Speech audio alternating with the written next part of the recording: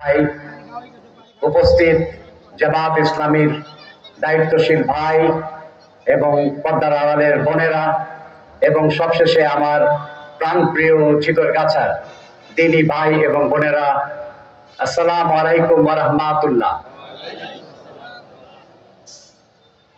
আপনারা সব টায়ার্ড হয়ে গেছেন, আরেকবার দেই, আসসালামু আলাইকুম ওয়া রাহমাতুল্লাহ। আমাদের ডাক্তারি শাস্ত্রে বলে যে মানুষের মনোযোগ হলো 8 মিনিট থাকে, আপনাদের মনে হয় 80 মিনিট হয়ে গেছে।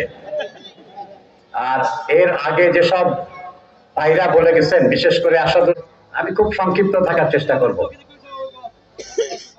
যে আমি মে মাস, এপ্রিলের মাঝামাঝি থেকে জুন মাসের প্রথম পর্যন্ত কিন্তু দেশে ছিলাম। তখন একটা নিয়ত করেছিলাম যে এখন যেরকম প্রত্যেক ইউনিয়নে একদিন করে থাকতেছি, তো 2 মাসে ভাবছিলাম যে প্রত্যেক ইউনিয়নে 2 দিন করে থাকবো।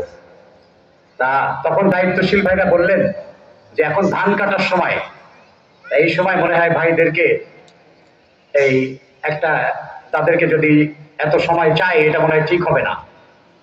তো তখন দেখেন আল্লাহ যেটা করেন, যে আল্লাহর পরিকল্পনা কিন্তু আমাদের পরিকল্পনার থেকে অনেক বেশি উত্তম।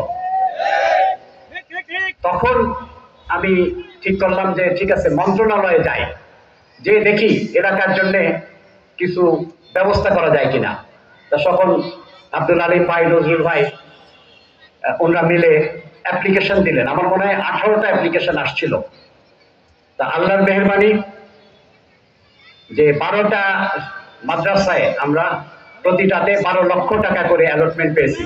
টাকা পৌঁছে গেছে আল্লাহর রহমতে। 2টা মাদ্রাসায় আল্লাহর রহমতে, একটাতে 1,85,00,000 আর একটাতে 2,28,00,000 টাকা এসে গেছে, আলহামদুলিল্লাহ।